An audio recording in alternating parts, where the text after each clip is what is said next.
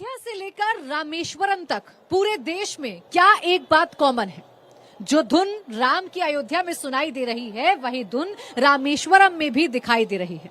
तो क्या नॉर्थ और साउथ के बीच में अभी तक जो खाई नजर आया करती थी वो रामलला की धुन ने भर दी है?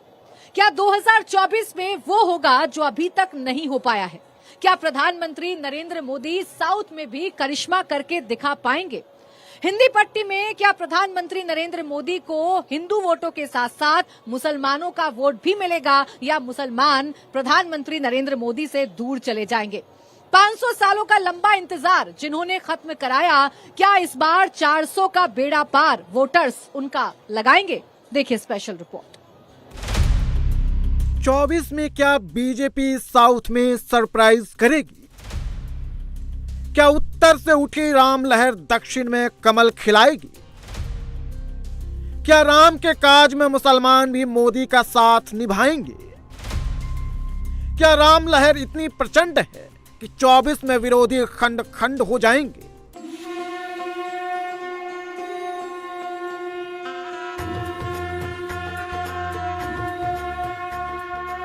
इमाम हिंद श्री राम जिंदाबाद जिंदाबाद।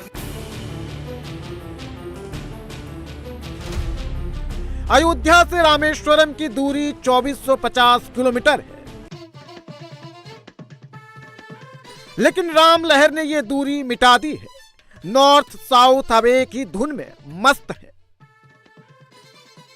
और वो धुन है राम नाम की।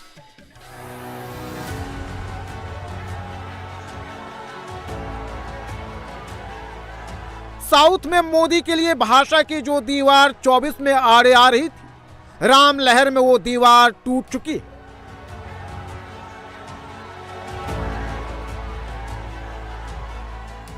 इसका सबूत तमिलनाडु में मोदी के रोड शो में उमड़ा जन सैलाब है। अब कल्पना कीजिए कि जब तमिलनाडु में राम लहर का वेग इतना तेज है तो हिंदी भाषी राज्यों में कितना प्रचंड होगा। और इसका 24 में कितना असर होगा।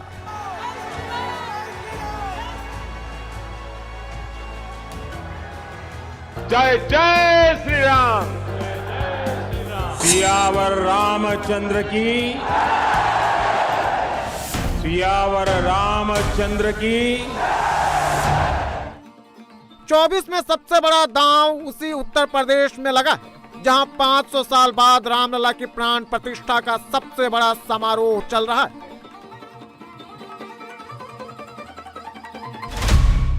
यहां 80 लोकसभा की सीटें हैं। 2019 में बीजेपी 62 जीती थी और 2014 में 71। 2024 में टारगेट 80 जीतने का है। ये 80 कैसे आएंगी, इसका अंदाजा राम विरोधी नहीं लगा पा रहे, क्योंकि अयोध्या से उन्होंने दूरी बना ली है। अखिलेश, राहुल, मायावती जैसे मोदी विरोधी 20% मुस्लिम वोट, 41% ओबीसी और 19% दलित वोट को गिन रहे हैं। लेकिन मोदी विरोधी 2019 का डेटा भूल रहे हैं। तब यूपी के 72% ओबीसी ने बीजेपी को वोट दिया था, 48% दलित बीजेपी के साथ गए थे, 8% मुस्लिमों का वोट बीजेपी को मिला था। जिस वोट को जाति और धर्म के चश्मे से मोदी विरोधी देख रहे हैं, जब राम मंदिर निर्माण के बाद वो बटन दबाने जाएंगे तो क्या वोटर राम को भूल पाएंगे? क्योंकि राम जाति और धर्म के परे। रामलला का जलाभिषेक विश्व की 156 पवित्र नदियों के जल से किया जाएगा। इसके लिए ईरान से मुस्लिम महिला ने जल भेजा है, पाकिस्तान ने रावी नदी का जल भेजा है, सऊदी अरब, दुबई और अफगानिस्तान जैसे मुस्लिम मुल्कों ने अपने देशों की पवित्र नदियों का जल भेजा है। बाबर जहां पैदा हुआ उस उज़्बेकिस्तान ने भी पवित्र नदी का जल भेजा है। कश्मीर के मुसलमानों ने 2 किलो ऑर्गेनिक केसर भेजी, जो राम को भोग लगाने के लिए बनाने वाले 56 भोग में इस्तेमाल हो। मेरे पास में कश्मीर के कुछ मुस्लिम भाई बहन आए थे। उन्होंने कहा कि हमारा मजहब तो इस्लाम है, पर राम हमारे भी पुरखा हैं। हमने मजहब बदला है पर पुरखे नहीं बदले। और राम जी का जीवन हम सब के लिए आदर्श है। हम उसके हिसाब से मर्यादा से चलना चाहते हैं और इसलिए कश्मीर की ये केसर 2 किलो केसर जो ऑर्गेनिकली प्रोड्यूस्ड है उन्होंने रामलला की सेवा में मुझे भेजी है। और मुझे अफगानिस्तान से कुछ बंधु आए थे और अफगानिस्तान की पवित्र नदियों का जल उन्होंने रामलला के अभिषेक के लिए भेजा है। ये जो चादर है ये 10 दिन में 10 लोग मिलकर तैयार करते और इस पर उन्होंने राम मंदिर का चित्र बनाया है, राम जी का बनाया है। ये भी उन्होंने रामलला जी की सेवा के लिए भेजी है। हिंदी पट्टी के राज्य जहां सबसे ज्यादा लोकसभा सीटें हैं, वहां राम लहर पूरी तरह से फैल चुकी है।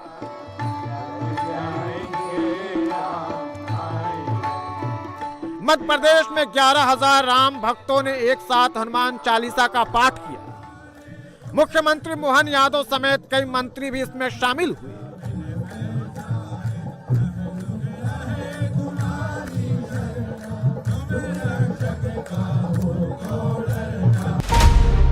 मध्य प्रदेश में लोकसभा की 29 सीटें हैं। 2019 में बीजेपी ने 28 सीटें जीती थी।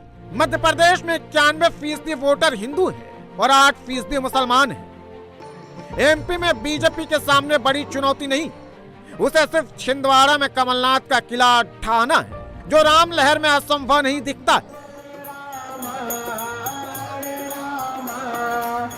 राम मंदिर के बाद अखंड भारत के हुंकार लगाकर मुख्यमंत्री मोहन यादव ने 24 के लिए बड़ा मैसेज दे दिया।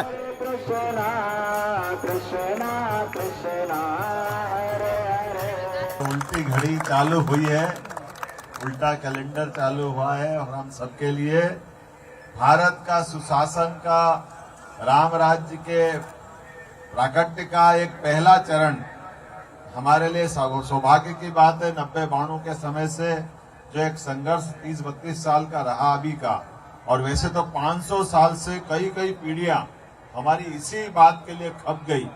हमारे आराध्य प्रभु श्री राम का मंदिर अयोध्या में दुश्मनों की निगाह में वो कांटा बन के खटकता था। इसी प्रकार से जो 47 में हमारे हाथ से सिंध का जाना हुआ, पंजाब का बटना हुआ, पाकिस्तान का बनना हुआ, हिंदुस्तान को खंडित होना हुआ। परमात्मा करेगा आज नहीं तो कल हम वापस देश एक करेंगे, अखंड भारत फिर बनाएंगे और सिंध, पंजाब बल्कि अफगानिस्तान तक हमारा वापस भारत वही बने। हमारी सबकी कामना परमात्मा ननकाना साहब हमारी आंखों के सामने हो।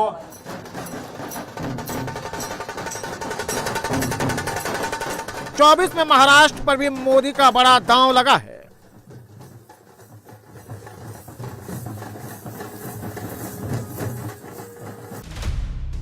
महाराष्ट्र में लोकसभा की 48 सीटें हैं।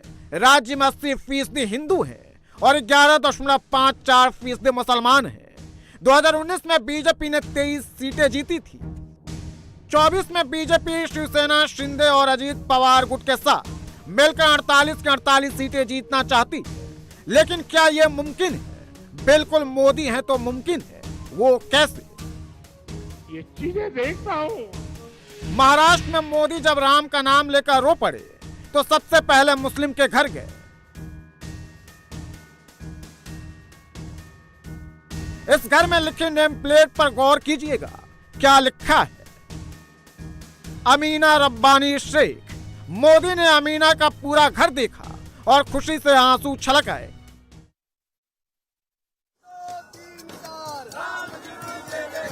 अयोध्या में उठी राम लहर और गरीब कल्याण से उठी मोदी लहर का असर बाकी राज्यों में कैसे असर दिखाएगा, इसे भी समझ लेते हैं। बिहार में 40 सीटें हैं, जहां 81% हिंदू हैं और करीब 18% मुसलमान हैं। झारखंड में 14 सीटें हैं, जहां हिंदू आबादी करीब 68% है, मुस्लिम आबादी 14.53% और ईसाई 4.30% है। दोनों ही राज्यों में मोदी विरोधी सरकारें हैं। सीट बंटवारे को लेकर मामला फंसा हुआ है। राम लहर में मोदी बड़े आराम से 19 का आंकड़ा पार कर जाएंगे और विरोधी ताकते रह जाएंगे। राजस्थान में 25 सीटें, 87% हिंदू हैं। गुजरात में 26 सीट, 89% हिंदू हैं। छत्तीसगढ़ में 11 सीट, 93% हिंदू हैं। हरियाणा में 10 सीट 88% हिंदू, दिल्ली में 7 सीट और 81% हिंदू, हिमाचल प्रदेश में 4 सीट 95% हिंदू। 2019 में इन 5 राज्यों की 83 सीटों बीजेपी ने 80 सीटें जीती। राम लहर में 83 की 83 सीटें जीतने से रोकना मोदी विरोधियों के लिए मुश्किल। दिल्ली में अरविंद केजरीवाल ने राम लहर को भांप लिया और यू टर्न लेते हुए राम राम जपना शुरू कर दिए। केजरीवाल ने रामलीला का पोस्टर भी जारी कर दिया।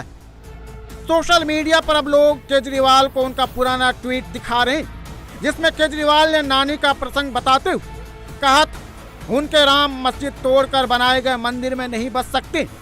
जब बाबरी मस्जिद का ध्वंस हुआ तो मैंने नानी से पूछा, नानी अब तो आप बड़े खुश हो गए, अब तो आपके भगवान राम का मंदिर बनेगा।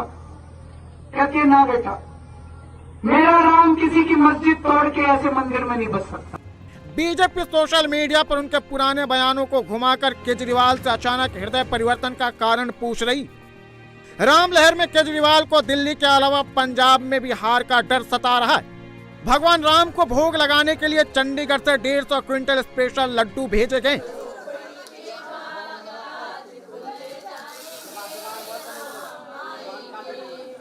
पंजाब में लोकसभा की 13 सीटें, 2019 में कांग्रेस ने 8, बीजेपी ने 2, अकाली दल ने 2 और आम आदमी पार्टी ने 1 सीटें जीती। सिर्फ केजरीवाल ही नहीं, पंजाब में कांग्रेस भी रंग बदल रही। पंजाब कांग्रेस के अध्यक्ष अमरिंदर सिंह राजा वेडिंग राम मंदिर बनाने की खुशी में पूरे इलाके में लड्डू बांट रहे हैं।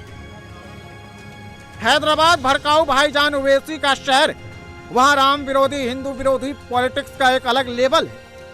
लेकिन 1265 किलो के स्पेशल लड्डू को हैदराबाद के नागभूषण रेड्डी लेकर अयोध्या आए। इसे 30 लोगों ने तैयार किया है और 4 घंटे इसे बनाने में लगे। नागभूषण रेड्डी ओवैसी के शहर में श्री राम कैटरिंग नाम से दुकान चलाते हैं।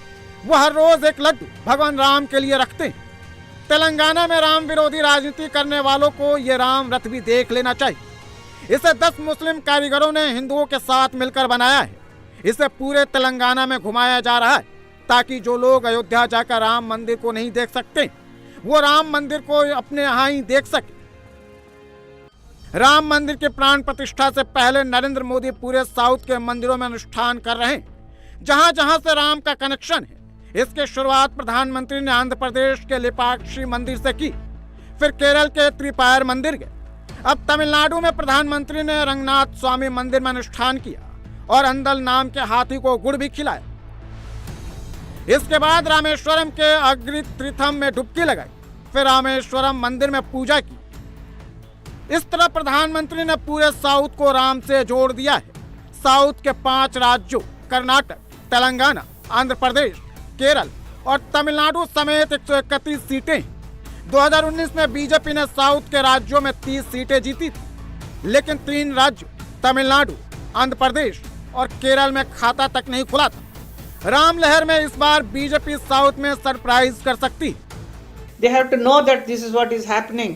कि साउथ के लोग भी बहुत प्यार करते हैं मोदी जी को, ऐसा नहीं है उनको डेफिनेटली। एंड आप सरप्राइज मत होना अगर हमारे बीजेपी साउथ में भी आ जाए, तो नथिंग टू गेट सरप्राइज।